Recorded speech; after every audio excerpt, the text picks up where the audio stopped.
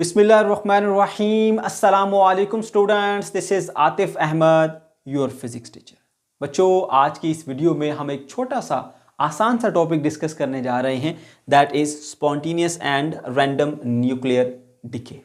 आज का हमारा टॉपिक एग्जाम के पॉइंट ऑफ व्यू से भी काफ़ी इंपॉर्टेंट है। ये टॉपिक एज आ शार्ट क्वेश्चन पेपर में आता है। इसके अलावा यहाँ से कंसेप्चुअल क्वेश्चन भी पेपर में लिए जा सकते हैं, तो आपने इस टॉपिक को बहुत अच्छे तरीके से अंडरस्टैंड करना है। मैं आपको बिल्कुल सिंपल और आसान तरीके से समझाऊंगा, पूरी डिटेल के साथ चीज़ें बताऊंगा, ताकि किसी भी किस्म की कोई भी कन्फ्यूजन आपके माइंड में बाकी ना रहे। इस टॉपिक में आप सीखेंगे क्या क्या। सबसे पहले मैं आपको बताऊंगा कंसेप्ट ऑफ न्यूक्लियर डिके, कि न्यूक्लियर डिके होता क्या है। उसके बाद इस न्यूक्लियर डिके की जो दो मेन प्रॉपर्टीज़ हैं, कि ये स्पॉन्टेनियस इन नेचर होता है और रैंडम इन नेचर होता है, इन दोनों को डिटेल के साथ एक्सप्लेन करूंगा। तो चलिए स्टार्ट करते हैं और सबसे पहले बात कर लेते हैं न्यूक्लियर डिके के बारे में। बच्चों, हम जानते हैं कि वो एलिमेंट जिनका एटॉमिक नंबर 82 से ज़्यादा होता है, उनके न्यूक्लियाई को हम अनस्टेबल न्यूक्लियाई कहते हैं। ठीक है। अब ये जो अनस्टेबल न्यूक्लियाई होते हैं ना, ये अपने अंदर तोड़ फोड़ करते हैं, कुछ पार्टिकल्स को इमिट करते हैं जैसे अल्फा पार्टिकल, जैसे बीटा पार्टिकल, कुछ रेडिएशंस को इमिट करते हैं जैसे गैमा रेज। ठीक है। और इस तरह से वो अपने आप को स्टेबल बनाने की कोशिश करते हैं। इस प्रोसेस का नाम है न्यूक्लियर डिके। यानी न्यूक्लियर डिके एक ऐसा प्रोसेस है जिसके अंदर एक अनस्टेबल न्यूक्लियाई अपने अंदर तोड़ फोड़ करके, रेडिएशंस को इमिट करके, पार्टिकल्स को इमिट करके स्टेबल बनने की कोशिश करता है। इस प्रोसेस को हम कहते हैं न्यूक्लियर डिके। अब आपने इसको पेपर में लिखना कैसे, वो भी आपको बता देता हूं।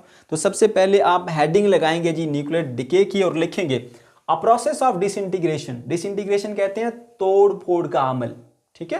अ process of disintegration that occurs when unstable nuclei decay in an attempt to attain stability. ये एक ऐसा प्रोसेस होता है जिसमें एक अनस्टेबल न्यूक्लियाई डिके होकर स्टेबिलिटी हासिल करने की कोशिश करता है। ठीक है। इसे हम कहते हैं न्यूक्लियर डिके। ठीक है बच्चों। अब ये जो न्यूक्लियर डिके है ना, इसके पास दो प्रॉपर्टीज होती हैं। ठीक है। ये स्पॉन्टेनियस इन नेचर होता है और रैंडम इन नेचर होता है। इन्हीं दो प्रॉपर्टीज को अभी हम डिटेल के साथ डिस्कस करेंगे। ठीक है, कि किस तरह से जो न्यूक्लियर डिके है वो एक रैंडम प्रोसेस है। ठीक है। चलिए, अब इसकी जो रैंडमनेस है ना, वो हम दो तरीके से डिस्कस करेंगे। Random in terms of time and random in terms of direction. तो अपने नोट्स में आप हेडिंग लगाएंगे रैंडम डिके और लिखेंगे रेडियो एक्टिव डिके, या फिर इसको न्यूक्लियर डिके भी लिख सकते हैं आप। Radio active decay is random in terms of number 1 time and number 2 direction.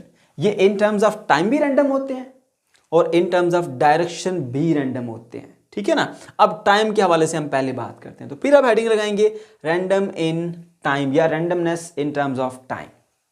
बच्चों, इसमें हम एक सिंपल तरीके से इसको समझ सकते हैं कि हमारे पास एक सैंपल है रेडियो एक्टिव एलिमेंट का। ठीक है। इसके अंदर बहुत सारे एटम्स हैं, या आप कह सकते हैं बहुत सारे इसमें न्यूक्लियाई हैं जिन्होंने अभी डिके होना है। ठीक है। अब इनमें से कौन सा एक न्यूक्लियाई है जो सबसे पहले डिके होगा, उसके बारे में आप प्रेडिक्ट नहीं कर सकते। ये रैंडमली डिके होते हैं, कोई सा भी एक इनमें से डिके हो सकता है। जैसे फर्ज कर लें सबसे पहले ये डिके होगा, इसको मैंने ऐसे ब्लैक शो कर दिया, ये एक डिके होगा। अब इसके बाद नेक्स्ट कौन सा होगा आप प्रेडिक्ट नहीं कर सकते। ठीक है। रैंडमली इनमें से कोई सा भी डिके हो जाएगा, उसके बाद ये डिके हो गया, उसके बाद फिर ये डिके हो गया, उसके बाद फिर ये फर्ज कर लें ये डिके हो गया, उसके बाद फिर ये डिके हो गया। अब इनमें से कोई खास तरतीब, कोई खास सीक्वेंस नहीं होता। इन सब में से कोई भी एक न्यूक्लियाई जो है वो रैंडमली वो डिके हो सकता है। ठीक है। और किसी भी एक पार्टिकुलर न्यूक्लियाई को आप ले लें, जैसे ये एक पार्टिकुलर न्यूक्लियाई है, इसके बारे में आप प्रेडिक्ट नहीं कर सकते कि ये किस टाइम पे जाकर डिके होगा। मे बी इसके फौरन बाद ये डिके हो जाए, मे बी कहीं दरमियान में जाकर ये डिके हो, मे बी सबसे लास्ट में ये डिके हो। तो किसी भी एक पार्टिकुलर न्यूक्लियाई के बारे में आप प्रेडिक्ट नहीं कर सकते कि ये कब डिके होगा। ठीक है। तो इसीलिए हम ये कहते हैं कि जो रेडियो एक्टिव डिके होता है उसके अंदर रैंडमनेस पाई जाती है इन टर्म्स ऑफ टाइम, कि आपको नहीं पता कि किस टाइम पर कौन सा पार्टिकल जो है वो डिके हो जाएगा। आपको नहीं पता ये पार्टिकल कब डिके होगा, आपको नहीं पता ये पार्टिकल कब डिके होगा। तो इसके अंदर रैंडमनेस पाई जाती है विद रिस्पेक्ट टू टाइम।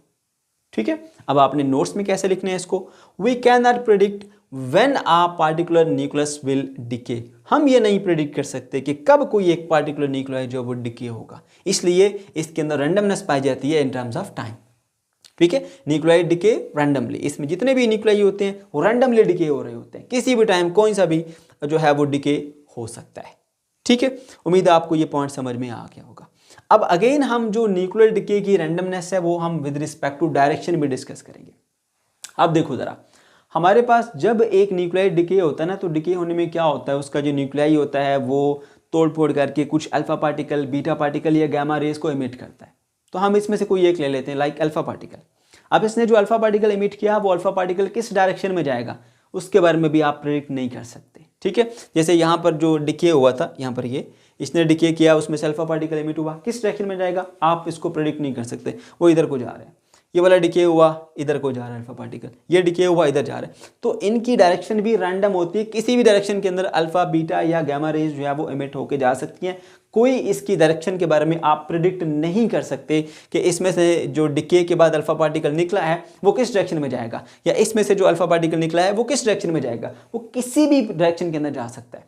तो इसलिए हम कहते हैं कि ये इसके अंदर randomness with respect to direction भी पाई जाती है।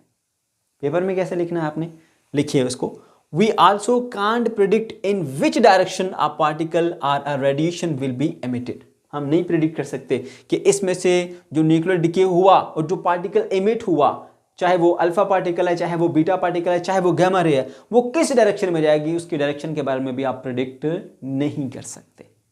ठीक हो गया। अच्छा जी, नीचे भी मैंने एक पॉइंट लिखा है, during decay process alpha particle are emitting in random direction. आप देख सकते हैं कि इस डिके प्रोसेस के अंदर जितने भी यहाँ से अल्फा पार्टिकल निकले हैं वो रैंडमली मूव कर रहे हैं, कोई इधर जा रहा है, कोई इधर जा रहा है, कोई इधर जा रहा है, कोई इधर जा रहा है, कोई इधर जा रहा है। ठीक हो गया। तो इस तरह से हमने सीखा कि जो न्यूक्लियर डिके होता है उसके अंदर रैंडमनेस पाई जाती है in terms of time and in terms of direction. Time के रिस्पेक्ट से हमने देखा कि किसी भी टाइम पे कोई भी एक जो है इनमें से डिके हो सकता है, कोई खास तरतीब नहीं होती। किसी भी एक पार्टिकुलर जो न्यूक्लियाई है उसके बारे में आप ये नहीं कह सकते कि ये इस टाइम पे जाके ये डिके हो जाएगा। ठीक है, ओके। इसके अलावा यहाँ पर जब हम विद रिस्पेक्ट टू डायरेक्शन की बात करते हैं, तो जब ये डिके होता है, अल्फा पार्टिकल या बीटा पार्टिकल इसमें से निकलते हैं, वो किस डायरेक्शन में जाएंगे उसके बारे में आप प्रेडिक्ट नहीं कर सकते, वो किसी भी डायरेक्शन के अंदर जा सकते हैं। ठीक है बच्चों, ओके जी। फिर हम आते हैं जी लास्ट पॉइंट के ऊपर, वो है जी हमारा स्पॉन्टेनियस।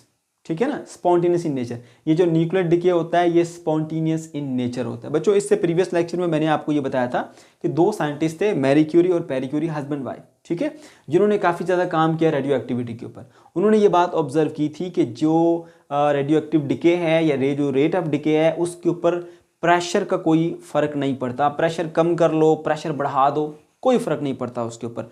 आप टेम्परेचर की बात कर ले, टेम्परेचर का भी इसके ऊपर न्यूक्लियर डिके प्रोसेस के ऊपर कोई फ़र्क नहीं पड़ता। चाहे आप टेम्परेचर को बहुत हाई कर लो, चाहे आप टेम्परेचर को बहुत लो कर लो, इन चीज़ों का इसके ऊपर कोई फ़र्क नहीं पड़ता। आप उसके अंदर केमिकल चेंजेस लेके आ जाओ। अब केमिकल चेंजेस में बेसिकली इलेक्ट्रॉन की इन्वॉल्वमेंट होती है, ये बात याद रखिएगा। आप उसके अंदर केमिकल चेंजेस लेके आ जाएं, केमिकल चेंजेस लाने के बाद भी उसके ऊपर कोई इफेक्ट नहीं पड़ता। तो जितनी भी ये फिजिकल कंडीशंस हैं, ठीक है, जो उनको चेंज करने से कोई भी फ़र्क इसके ऊपर नहीं पड़ता। इसी वजह से हम कहते हैं कि ये जो न्यूक्लियर डिके प्रोसेस है ये एक स्पॉन्टेनियस प्रोसेस है, ये स्पॉन्टेनियस डिके है। ठीक है, फिर से सुन लीजिए, प्रेशर कम कर लो, प्रेशर ज़्यादा कर लो, न्यूक्लियर डिके जो है उसके ऊपर कोई फ़र्क नहीं पड़ेगा। ना उसका डिके रेट बढ़ेगा, ना उसका डिके रेट कम होगा। ठीक है, टेम्परेचर हाई कर लो, टेम्परेचर लो कर लो, न्यूक्लियर डिके रेट के ऊपर कोई फर्क नहीं पड़ता। ना वो न्यूक्लियस ज़्यादा डिके होने शुरू हो जाएंगे, ना ही वो न्यूक्लियस कम डिके होंगे। ठीक है ना, वो अपनी तरतीब से चलते रहेंगे। ठीक है, आप उसके अंदर जो है वो कोई केमिकल चेंजेस लेके आ रहे हो, उसके बावजूद उसके अंदर कोई फ़र्क नहीं पड़ता। इसलिए हम कहते हैं कि ये जो डिके होता है ये स्पॉन्टेनियस डिके होता है। ठीक है, पेपर में कैसे लिखना है, radio active decay is a spontaneous process. ये एक स्पॉन्टेनियस प्रोसेस है because decay process is unaffected by changing pressure, changing temperature and chemical changes. आप चाहे प्रेशर को चेंज कर लो, कोई फ़र्क नहीं पड़ता डिके के ऊपर। टेम्परेचर चेंज कर लो, कोई फ़र्क नहीं पड़ता डिके के ऊपर। केमिकल चेंजेस कर लो, कोई फ़र्क नहीं पड़ता डिके के ऊपर।